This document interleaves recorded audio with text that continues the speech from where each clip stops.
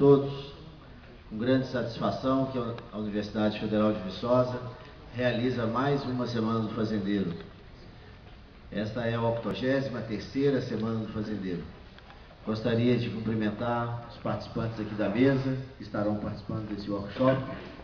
Gostaria de cumprimentar o nosso deputado Paulo Pial, amigo dessa universidade, ex-aluno da universidade, casou aqui em Viçosa, se tornou viçosense de coração, de família, e tem sido uma presença sempre constante aqui em Viçosa, tem apoiado muitos trabalhos da universidade. A gente aproveita, Paulo, para agradecer seu empenho, sua dedicação a essa universidade.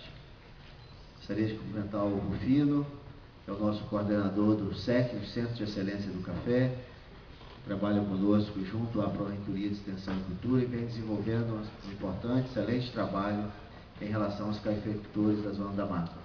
Professor Valverde, colega de departamento, colega de muitos trabalhos, projetos, muitas caminhadas, um debatedor aí constante, né, das leis florestais, da legislação florestal, sempre presente nos debates que acontecem na Assembleia Legislativa, na Câmara dos Deputados, nos ministérios, nas secretarias, sempre presente, levando o seu ponto de vista, levando o ponto de vista da universidade, trazendo também o debate para as salas de aula aqui da UFV, então dando importante contribuição, tanto para o país em termos de legislação, também como para a formação dos nossos alunos. Cumprimentar o Henrique e o Guilherme, que estarão debatendo. O Henrique é da Secretaria de Agricultura, o Guilherme da FAENG, analista ambiental da FAENG. A FAENG tem feito também uma grande discussão sobre essa questão, né? Assim como a Secretaria de Agricultura. Queria cumprimentar as outras pessoas presentes que representam órgãos diversos, aí o Instituto Estadual de Floresta, a Secretaria Estadual de Meio Ambiente, vários técnicos, prefeituras, técnicos de prefeituras, produtores rurais, estudantes, técnicos do IMA, Emater, diversas instituições aqui presentes. A Universidade Federal de Viçosa começou em 1929 a realizar a Semana do Fazendeiro. Por isso, hoje nós estamos fazendo a 83ª semana. Nesses 83 anos foram ininterruptos. Todos esses eventos aconteceram todos os anos, independente da situação que se encontrava naquele ano. É o maior evento de extensão universitária do país, o mais tradicional, o pioneiro, e acontece há tantos anos, com certeza, por razões muito óbvias, né? Provavelmente atinge seus objetivos, porque senão não se estabeleceria. Hoje, por exemplo, nós estamos realizando a 83ª Semana do Fazendeiro, com quase 2.000 participantes inscritos, participando de várias atividades, cursos, conferências, oficinas, clínicas tecnológicas, dias de campo, além dos participantes da Semana da Juventude Rural e da troca de saberes. E estamos fazendo esse evento no momento em que a universidade está paralisada. Nós estamos com greve dos servidores técnicos administrativos, greve dos professores e greve dos estudantes. Então estamos com os 3 segmentos em greve. A universidade decretou recesso em função das condições de instabilidade que se encontravam no campus, mas mesmo assim o evento está acontecendo com o mesmo brilhantismo que vem ocorrendo nos últimos anos. Então é uma satisfação para a universidade poder estar realizando mais esse evento e vencendo mais essa etapa. Esse ano nós incluímos na programação da Semana do Fazendeiro uma nova atividade, que são os workshops, são conferências, debates. Até o ano passado nós tínhamos apenas os dias de campo, cursos, oficinas, clínicas tecnológicas. E a Semana da Juventude Rural e a troca de saberes. Essas duas últimas começaram na Semana do Fazendeiro há 4 anos atrás. Então estamos realizando a 4ª Semana da Juventude Rural e a 4ª Troca de Saberes.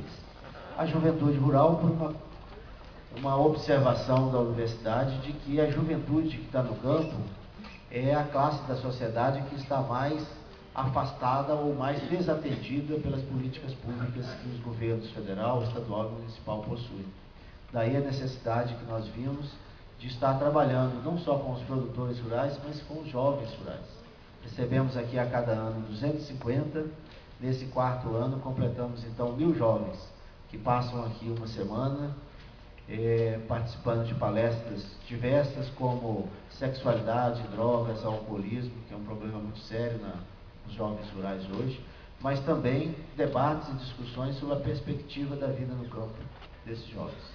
E a troca de saberes é um momento em que agricultores que praticam agricultura familiar vêm para dentro da universidade debater com nossos técnicos, nossos pesquisadores, nossos estudantes, professores, sobre a produção rural.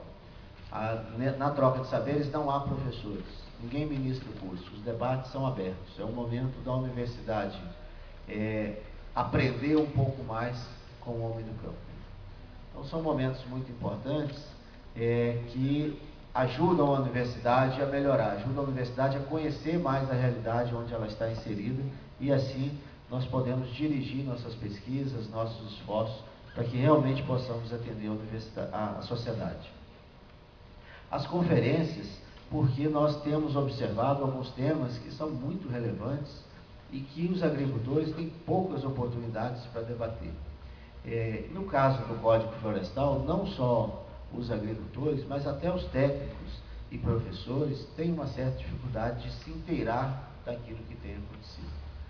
O primeiro Código Florestal foi em 1934, é isso, Valverde? O segundo, em 1965, e agora nós estamos indo para o terceiro, né? Sendo que do segundo para o primeiro, várias resoluções do CONAMA, né, surgiram nesse período, várias outras normas que acabaram se inserindo e complementando a legislação que se estabelecia.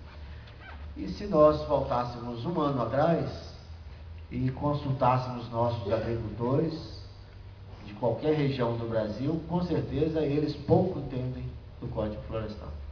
Então, se desde 1965 o agricultor não conseguiu compreender o Código Florestal, imagina como é a cabeça desse agricultor hoje ao saber que aquilo que ele não entendeu mudou. Então ele vai ter que começar a aprender tudo de novo. Porque a legislação, muitas vezes ela é feita, mas há uma dificuldade enorme para que ela chegue à sociedade. E essa é uma legislação complexa, né? Eu tive a oportunidade de ser diretor do Instituto Estadual de Florestas e lembro bem as dificuldades, né, que os técnicos têm em campo quando eles vão lá para visitar uma propriedade e dizem para seu Zé que ele plantou na preservação permanente. Ele plantou dentro da área de 1/3 daquele morro. Só que o seu Zé nem sabe se aquela elevação do terreno dele é um morro, porque nem toda elevação que está no terreno é um morro.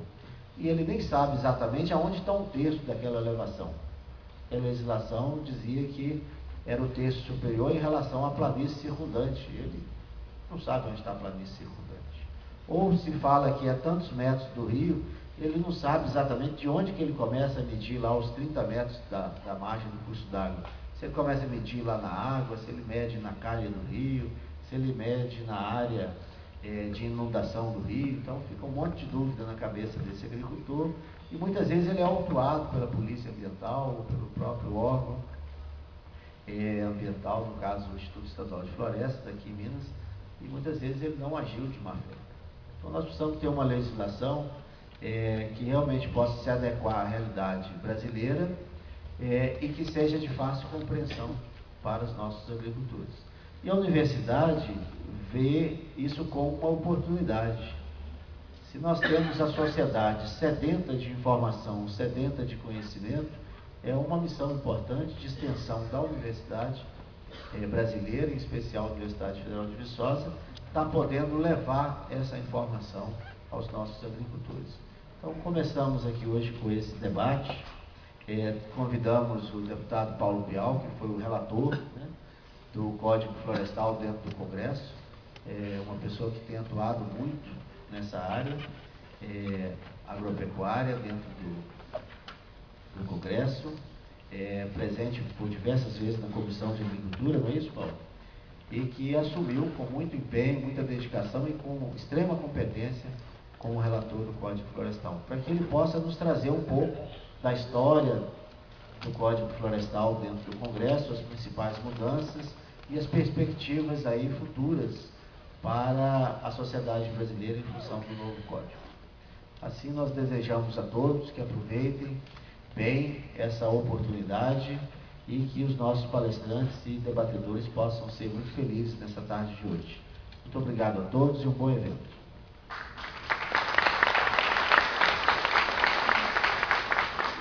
Neste momento, iremos desfazer a mesa e convidamos o deputado federal Paulo Piau e o moderador, Dr. Rufino, para permanecerem, para darem continuidade aos trabalhos. O nosso muito obrigado pela presença de todos. O público certamente é da melhor qualidade. Nós esperávamos um público maior, até pelo número de inscrições antecipadas, mas certamente aqui estão exatamente aqueles que mais se interessam pelo assunto. Muito obrigado a todos vocês pela ilustre presença, pelo privilégio que nos concedem estar aqui. Me cabe uma missão honrosa de apresentar o deputado Paulo Piau. Até para apresentar o deputado Paulo Piau, para vocês é chover no molhado, né? Dizer que ele é um deputado trabalhador, todo mundo já sabe, que ele é competente, que ele é honesto, é chover no molhado. Mais uma vez, falar que ele é identificado com os interesses maiores da sociedade brasileira, todos vocês já conhecem. Então, é simples fazer essa apresentação do deputado e dizer apenas alguma coisa que talvez alguns não conheçam. O deputado é engenheiro agrônomo, formado em Viçosa, na turma de 75, e teve como seu primeiro emprego a EPAMIG, onde ele foi pesquisador e lá trabalhou seus primeiros anos como profissional da agronomia. E tem um caso muito interessante do Paulo Piau, que era... Eu fui contemporâneo, tive o privilégio de ser contemporâneo dele nos primórdios da EPAMIG, lá dos nossos trabalhos na EPAMIG, e já naquela época ele era conhecido, o Paulo Piau, quando havia um evento da EPAMIG, ele sentava na primeira fileira com a folha para anotar, anotava, se pronunciava, se identificava, participava e se empenhava na luta em prol daquela pequena empresa de pesquisa. Quer dizer, essas características, eu tenho a impressão e tenho quase certeza que o deputado Paulo Piau traz do berço, né? A origem dos seus pais, a origem dos seus parentes, porque ele se caracteriza sempre por um processo de luta honesto e determinado. E foi assim que ele se comportou como relator do Código Florestal na Câmara dos Deputados. Então, deputado, é um grande privilégio, é um grande apreço, manifestar o nosso grande apreço pela sua presença e os nossos agradecimentos. Então, com vocês, a palavra do deputado Paulo Piau.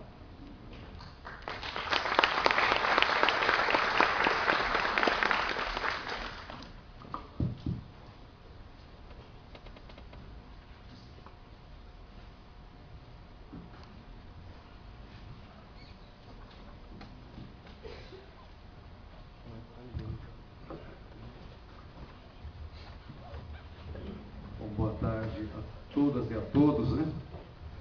Queria inicialmente agradecer a confiança da minha Universidade Federal de Viçosa, né, por me convidar para estar aqui debatendo um tema extremamente importante para o país, que é o novo Código Florestal.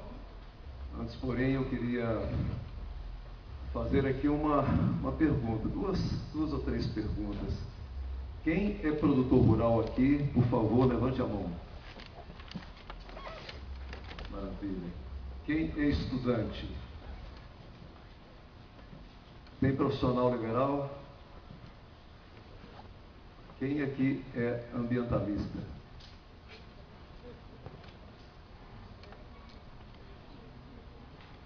Sete. Olha, nós vamos ter que passar isso a limpo, porque produtor rural que não for ambientalista, nós vamos ter que caçar o diploma dele de produtor rural. Aliás, qualquer profissional, qualquer estudante que não for ambientalista, nós vamos ter que fazer uma revisão aí nos conceitos, né? Mas eu tenho chegado nos locais que eu tenho participado e feito essa pergunta. E é interessante como é que as pessoas têm o orgulho, o prazer de dizer, eu sou produtor rural, eu sou profissional liberal. Mas quando ele fala assim, sou ambientalista, né, quer dizer, parece um pouco com receio, né? Eu queria aqui, inicialmente, dizer que ser produtor rural, ser empresário, ser um industrial, né, todos nós somos ambientalistas. Nós temos que ter orgulho de dizer que somos ambientalistas. Agora, claro que vamos diferenciar daquele ecologista radical. E eu começo dizendo que meio ambiente não é dogma, meio ambiente não é religião. Aliás, fazer do meio ambiente uma religião é um pecado. Meio ambiente é conhecimento, meio ambiente é ciência, meio ambiente é tecnologia. Eu queria, no início das palavras, Rufino, professor Rufino, deixar aqui um voto de louvor, um voto de aplauso à nossa presidente Dilma, por ter sancionado o Código Florestal Brasileiro. Eu digo isso porque ela tinha tudo para vetar tudo o Código Florestal Brasileiro, né, pela campanha Veta Dilma, Veta Tudo Dilma, que possivelmente alguns aqui participaram da rede social, né? Mas o que eu quero chamar a atenção é o seguinte: foi uma campanha extremamente eficiente e eficaz, uma campanha que tirou nota 10 na mobilização social, ocupação da mídia, né, brasileira e até a mídia internacional, mas, infelizmente, uma campanha que não trouxe a verdade absoluta. Todos os locais que eu chegava, que tinha lá os cartazes, Veta Dilma, Veta Tudo Dilma, né, eu simplesmente fazia uma pergunta de volta. Olha, me mostre no texto do Código Florestal escrito onde que o Código, a nova lei, estimula desmatamento, onde a nova lei diz que tem anistia. Pelo contrário, o Código, ele respeita o ambiente, ele respeita a produção que precisa de ser feita e ele respeita o ser humano, as pessoas que precisam, né, de sobreviver. E ninguém mostrava. Então eu estou dizendo isso porque foi uma campanha muito eficiente, mas com essas duas colocações, a anistia, né, e a anistia é interessante que ela são aquelas pessoas que há 500 anos para cá, veio do litoral, subindo o rio acima, foram implantando as cidades na beira dos cursos d'água.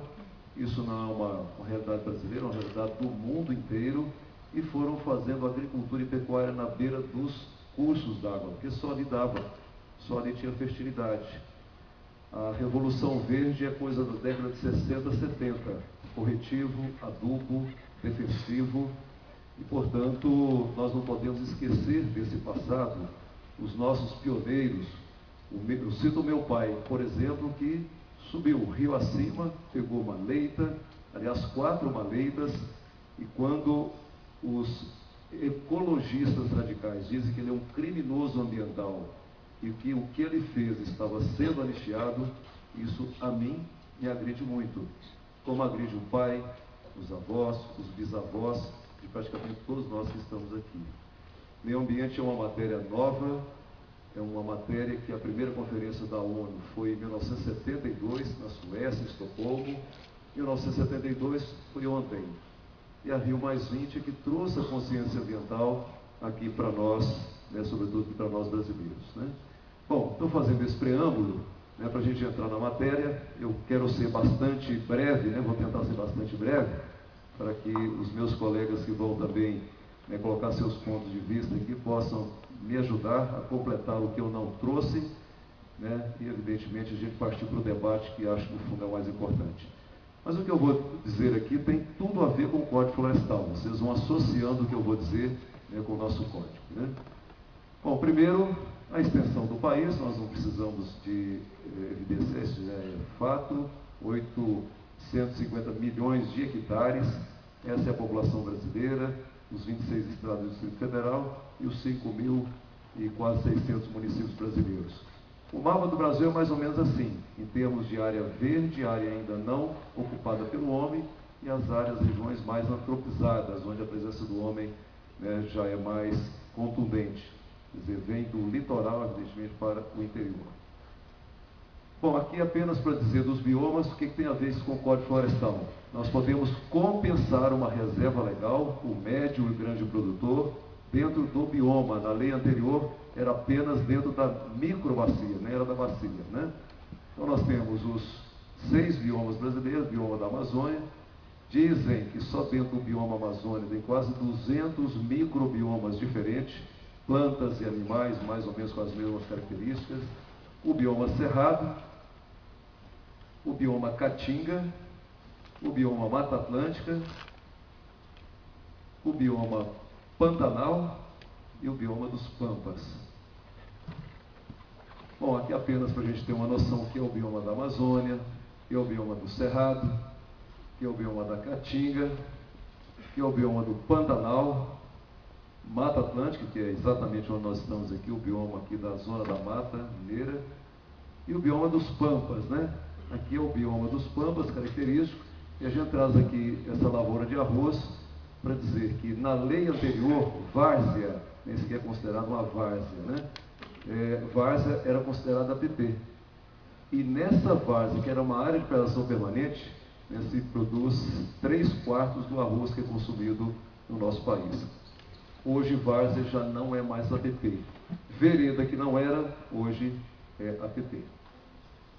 Bom, o Código Florestal o quê e onde se aplica? Não se aplica às áreas protegidas, unidade de conservação e terras indígenas. Áreas públicas e privadas, evidentemente, que se aplica o Código. Aqui apenas também uma curiosidade, né? O vermelho, terras indígenas, amarelo, unidade de conservação estadual, azul, unidade de conservação federal. Tem uma imagem melhor aqui. Isso. Então, apenas para dizer que a Amazônia, que 5 anos para cá, nós paramos de ouvir essa frase internacionalização da Amazônia. Isso não se fala mais. A mídia internacional falava isso, a mídia nacional falou isso muito, e de 5 anos para cá parou-se de falar. Por quê? Porque, na verdade, se a gente perceber, a Amazônia já está sendo isolada, ela já está sendo internacionalizada por essas unidades, terras indígenas, unidade de conservação estadual e unidade de conservação federal.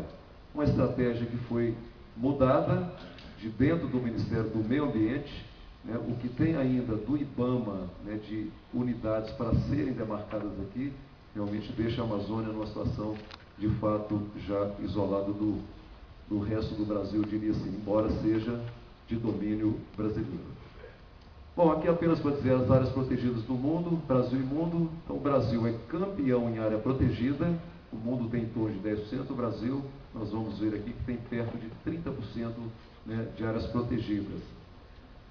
Um histórico rápido do Código Florestal, isso aqui vem desde as instruções manuelinas de 1530, aqui as árvores reais, né, essa expressão madeira de lei, né, vem dessa época dos anos 1500, Regimento do Pau-Brasil, que é de 1600, Política Florestal da Coroa Portuguesa, de 1700, e aqui Dom João VI, que instituiu o Jardim Botânico, e também já se falava da proteção dos rios, e a Política Florestal do Império, lá a Floresta da Tijuca, que está sendo toda, ou estava, né, e ainda está sendo invadida no Rio de Janeiro.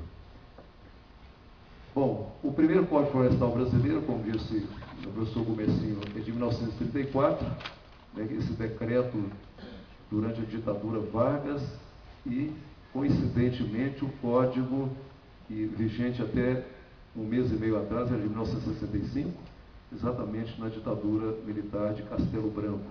Então, a Lei 4771, que agora deixou de existir. Bom, aqui apenas para dizer que de 1965 até hoje, 16 mil alterações foram feitas. Nem sempre discutidas, aliás, não discutidas com a sociedade, nem sempre essas alterações passaram pelo Legislativo brasileiro. Quer dizer, muitas vezes foram mudanças de gabinete. E por isso mesmo é que nós criamos um monstro, um Frankenstein.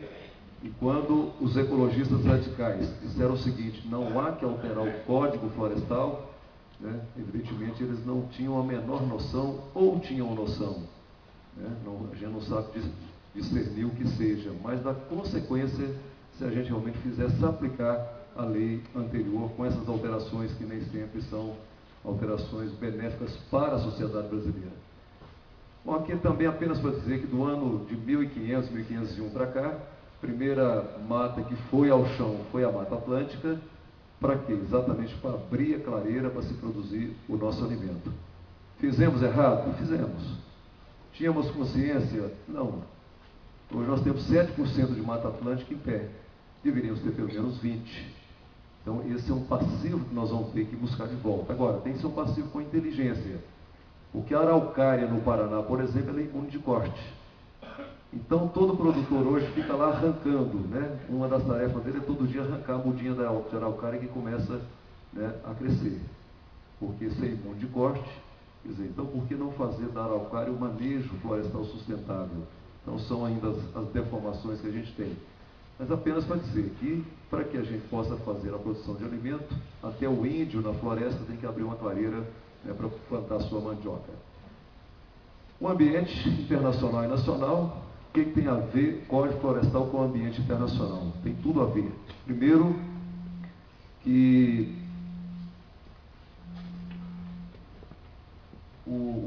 nós tivemos aí 3 guerras e estamos evidentemente na Terceira Guerra Mundial. A Primeira Guerra foi por território, não vamos entrar nesse detalhe.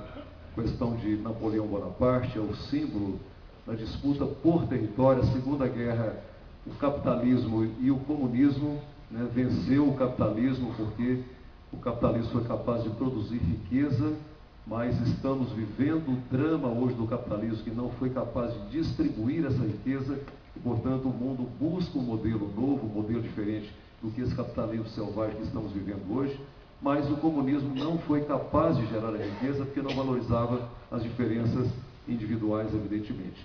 Mas a Terceira Guerra hoje é a guerra de mercado. Tem tudo a ver com o Código Florestal, a nossa capacidade de produzir alimentos, produzir energia, produzir madeira, né? Isso, depois eu posso dar algum exemplo para vocês aqui, por que o mundo realmente teme o Brasil hoje.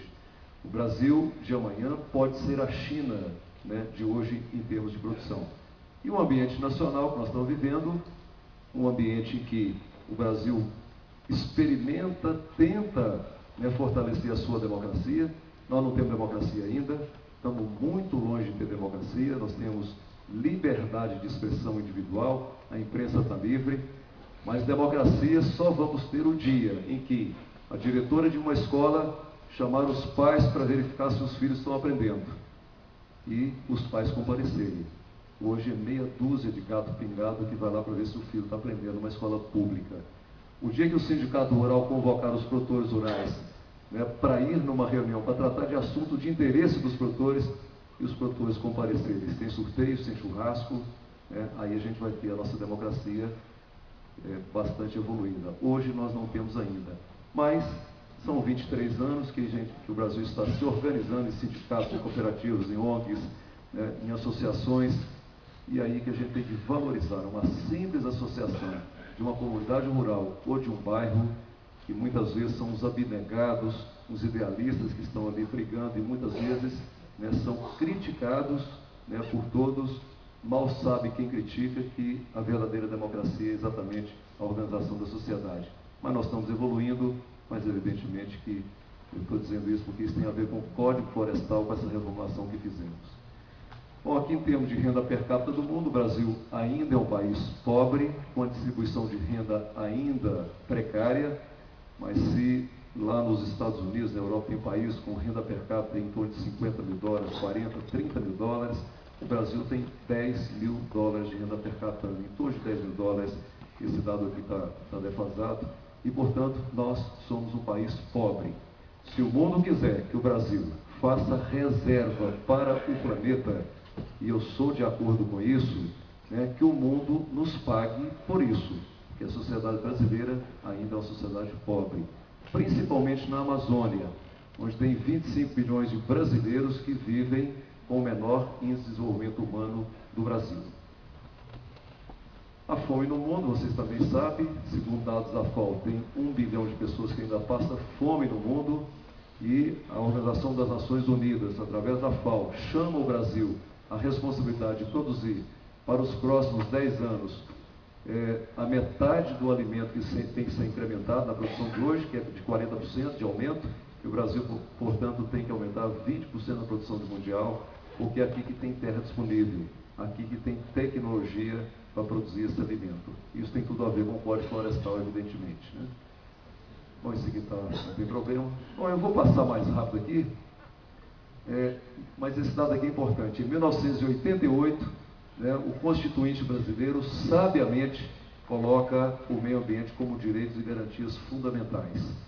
Isso é que tem baseado promotores, juízes, a dizer que meio ambiente é mais importante do que produzir alimento, meio ambiente é mais importante até do que o próprio interesse social, quer dizer, num exagero que muitas vezes não é justo.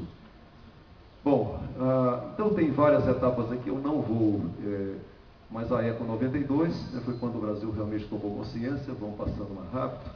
Né? 1994, aumento do desmatamento da Amazônia, né, isso aqui é importante, porque medidas são tomadas contra isso. E 96, o presidente Fernando Henrique Cardoso edita essa medida provisória 1522. Aqui é que passa a reserva legal na floresta amazônica de 50% para 80%. E aqui que tem essa transição de 35% do cerrado dentro da Amazônia legal e 20% de reserva legal para o restante do país.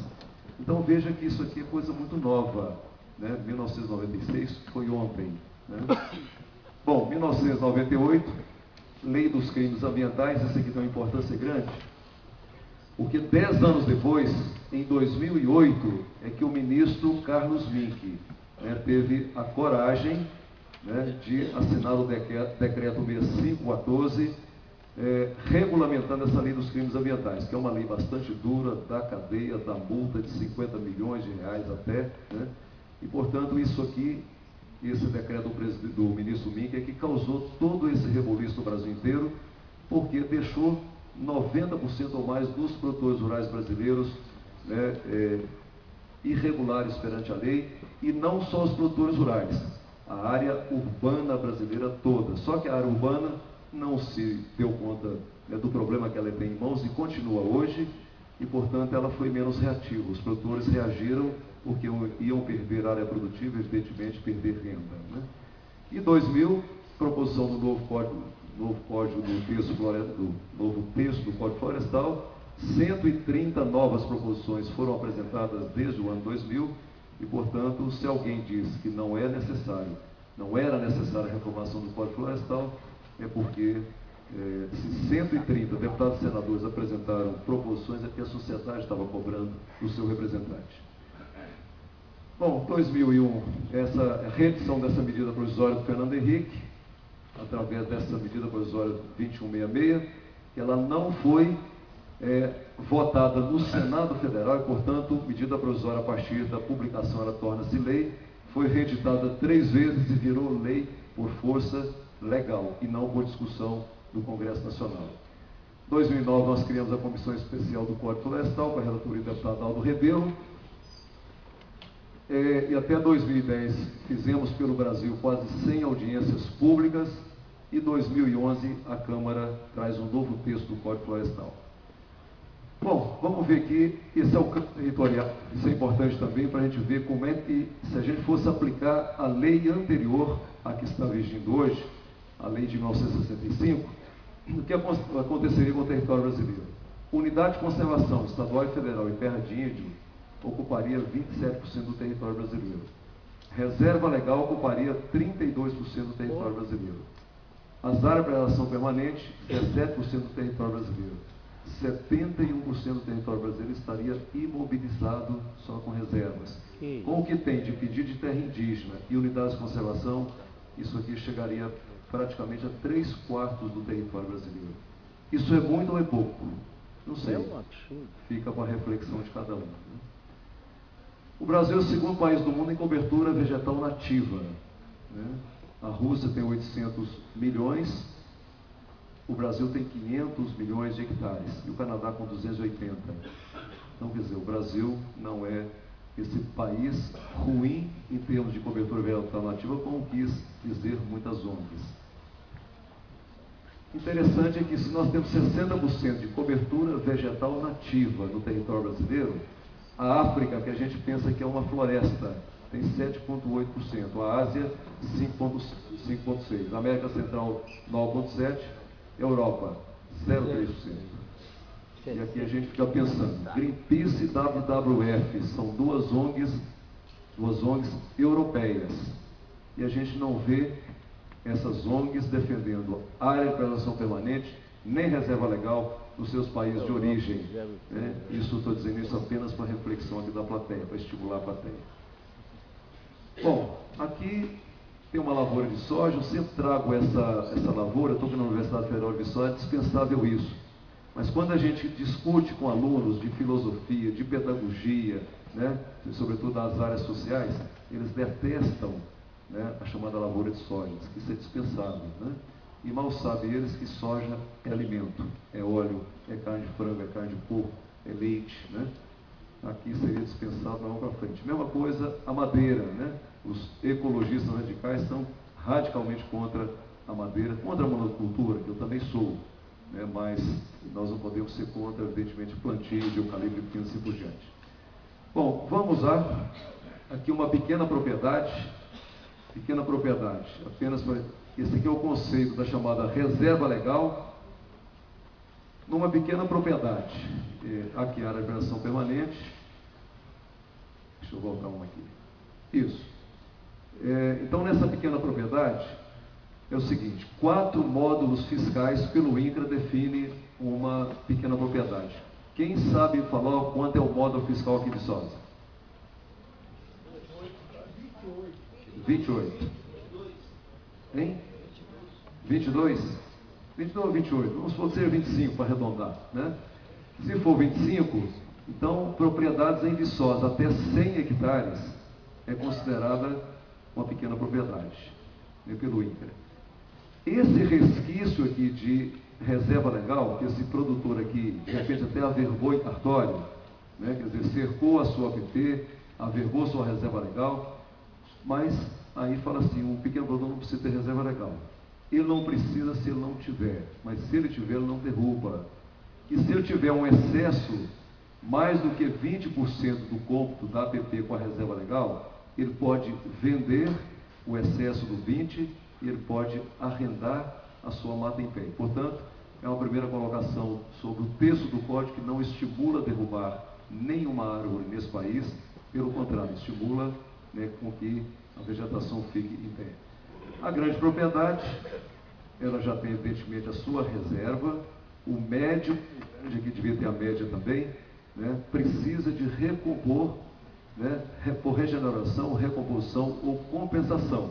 São as 3 modalidades que temos, né, do médio e o grande ter a sua reserva legal. Continua a mesma exigência de reserva legal para o médio e o grande. Apenas o pequeno é que ficou isento de, se não tem, não precisa de ter a sua reserva legal.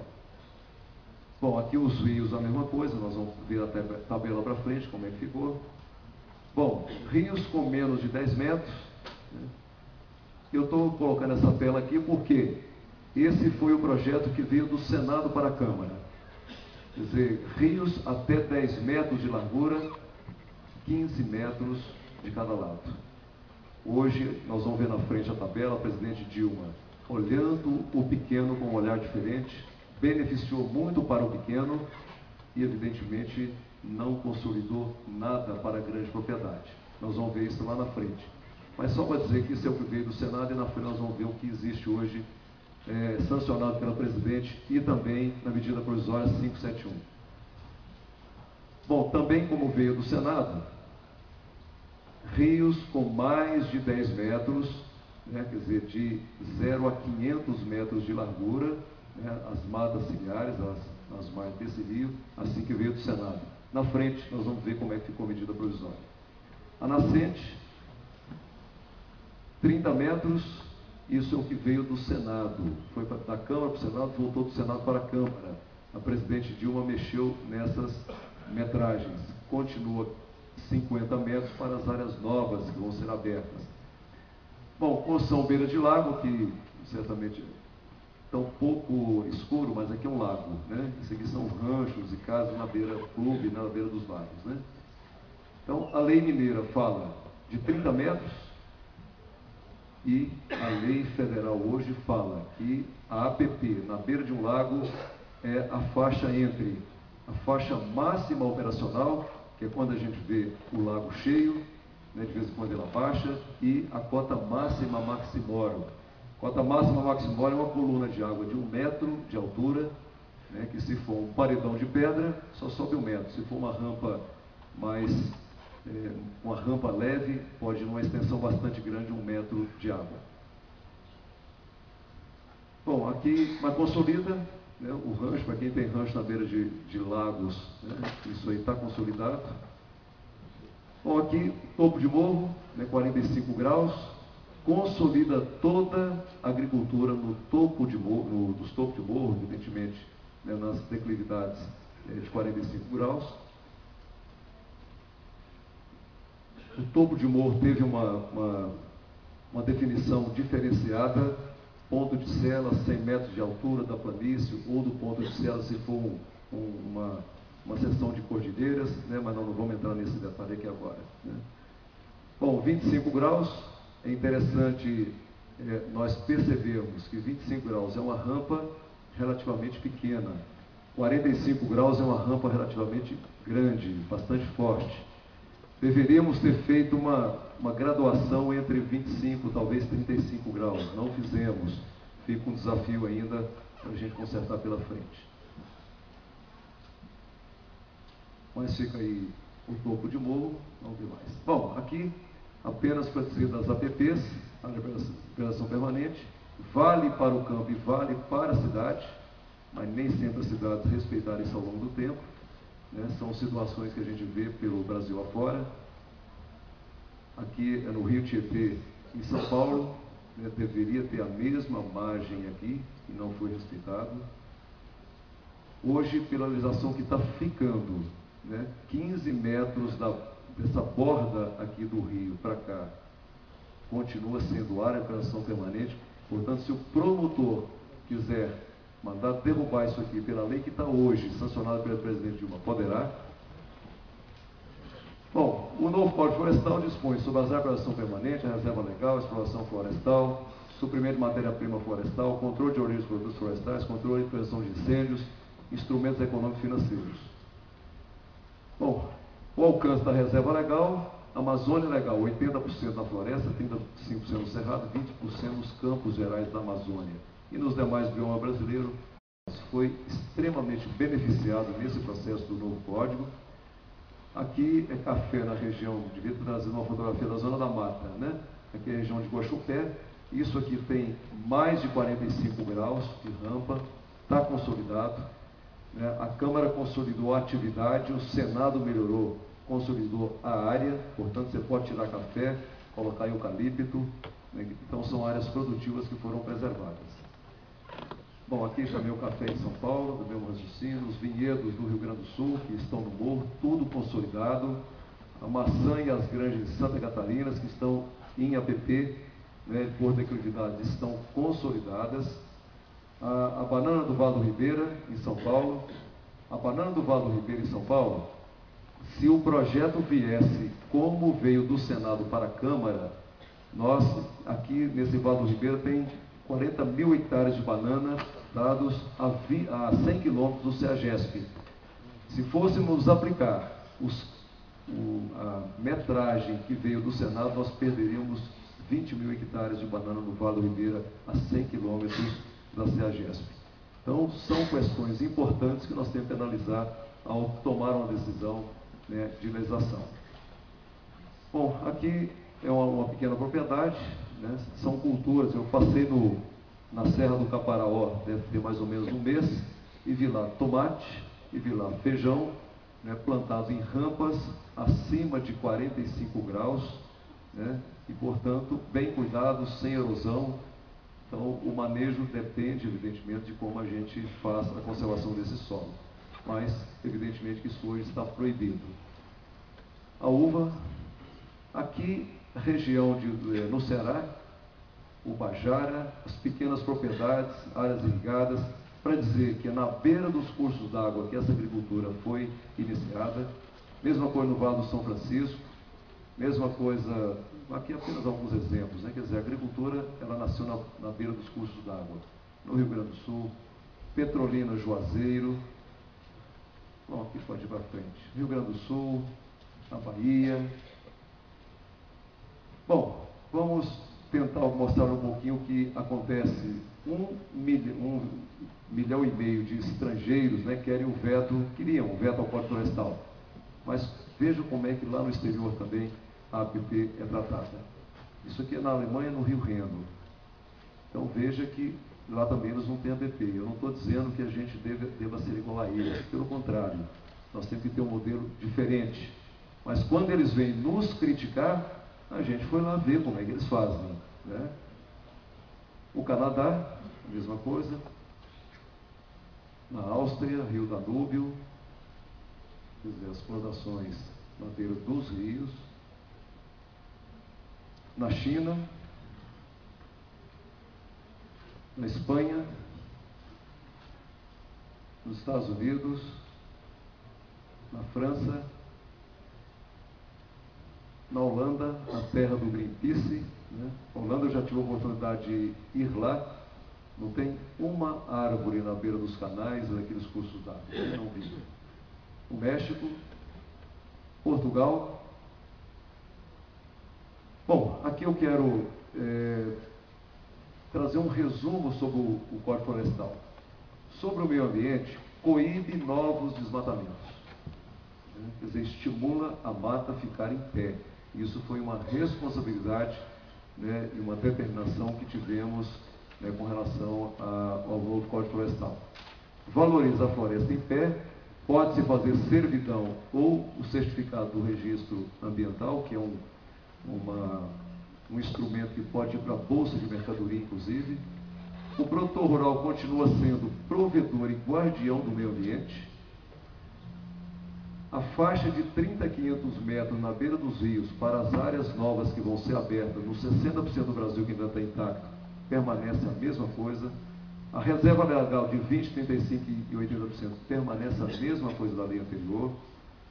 Solo e água, essa é uma característica muito importante. A todo momento no Código fala-se de conservação de solo e água. A lei dos biomas, que deverá ser feito, o zoneamento econômico e ecológico, o cadastro ambiental rural, o programa de valorização ambiental, termo de compromisso, né, nós podemos falar na frente como é que o produtor vai ter que se comportar. Bom, as veredas que não eram área de preservação permanente, né, não era vereda, não era área de preservação permanente, hoje é, e os manguezais também não era APP, hoje é. Para a produção, o que o produtor rural ganhou nessa reformulação? O cômputo da APP com a reserva legal. O produtor rural não é obrigado a preservar uma coisa que é boa para a sociedade inteira. Essa conversa de dizer que eu vou preservar, né, um pedaço de floresta na minha propriedade, porque isso é bom para mim também.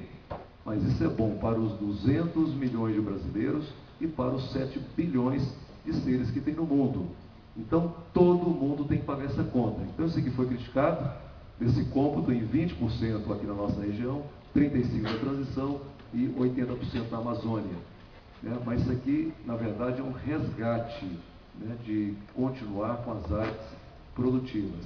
Mas se eu for abrir uma área nova, eu tenho que preservar as faixas na beira dos rios, tenho, evidentemente, preservar a reserva legal nos mesmos índices do anterior. Então, não há nenhuma irresponsabilidade nesse processo. Os 4 módulos fiscais, que é a pequena agricultura, que não precisa recompor a reserva legal. A consolidação, quer dizer, onde tem agricultura, menos agricultura anual, que essa na rampa não pode permanecer, mas o resto consolida tudo. Compensação dentro do bioma, como eu falei, só podia compensar dentro da microbacia. Vale a lei da época. O governo militar chamou os brasileiros para ir para a Amazônia, para ocupar a Amazônia por questão de segurança nacional. Aí os brasileiros saíram do sul, do centro-oeste, do centro-sul e foram para a Amazônia. Chegaram lá, para ganhar o título, ele tinha que abrir a metade da sua propriedade. Quer dizer, 50% deixava em reserva, 50% podia produzir. Bom, com a mudança da lei em 1986, passou a 80%, aí o fiscal ia lá dizer o seguinte: se você não tem 80%, toma uma autuação, toma multa. Muitas dessas multas que estão aí, né, referem-se evidentemente à lei da época. Então, no novo Código Florestal, está consignado que quem cumpriu a lei da época está regular, né, perante ao meio ambiente. E até que para nós, quem provar que tirou a vegetação, né, valendo a lei da época, antes de 86, antes de 65 e antes de 1934, deve ter algumas situações dessa natureza, poderá não ter que recompor a reserva legal. A várzea passa-se a área produtiva e não APP, a calha do leito regular. A APP na beira de rio, ela era estabelecida a partir da cheia máxima, quer dizer, tem uma inundação, a partir dali que você, né, fazia os 30 a 500 metros. Quer dizer, hoje nós trouxemos para a calha do leito regular, 30 a 500 metros, permanece, mas do leito regular. Não precisa mais de averbar reserva legal em cartório, basta colocá-la no cadastro ambiental rural. A CAMEX está autorizada hoje a impedir a importação de um produto de um país que não tem a mesma lei ambiental do que nós. E está estabelecido um programa de apoio e incentivo à preservação e recuperação do meio ambiente. Bom, aqui eu já estou chegando ao final, apenas para provocar a reflexão de todos. Com relação à anistia, notas taquigráficas, quem gostar de internet pode conferir, no dia 24 de agosto, no Senado Federal. Então vejam que 3 brasileiros, quando eu falo 3 brasileiros, é que eu quero chamar a atenção para vocês de quem não é brasileiro e fica dando palpite aqui nas nossas coisas. José Carlos Carvalho, que foi ministro do Meio Ambiente e foi secretário de Meio Ambiente do Estado de Minas Gerais. Olha o que ele disse: sou por vezes severamente criticado por alguns dos meus amigos ambientalistas, mas eu reconheço que nós temos que admitir o uso consolidado das áreas antrópicas do passado, quer dizer, das áreas que foram ocupadas pelo homem. Eu acho que não é razoável regiões antrópicas consolidadas do sul e do sudeste multar o agricultor por uso de APP que já vem sendo utilizada pelo seu bisavô. Quer dizer, é tudo o que nós falamos equilibradamente. Zé Carlos Carvalho, veja o que falou Carlos Mink, isso respondendo ao Zé Carlos. Bom, Zé Carlos, uma coisa, como você falou, é alguém que há 50 anos fez sua agricultura e alguém chegar e dizer que ele é um criminoso, passar o rodo e tirar tudo dali. Quero dizer que eu também sou contra isso. Um segundo brasileiro que está dizendo o que a gente tem falado sempre. E olha o que a Marina Silva disse: as pessoas que estavam de acordo com a lei, que averbaram a reserva legal, que estavam corretas, elas não têm por que pagar essa conta. E aí, Vossa Excelência tem razão, porque, enfim,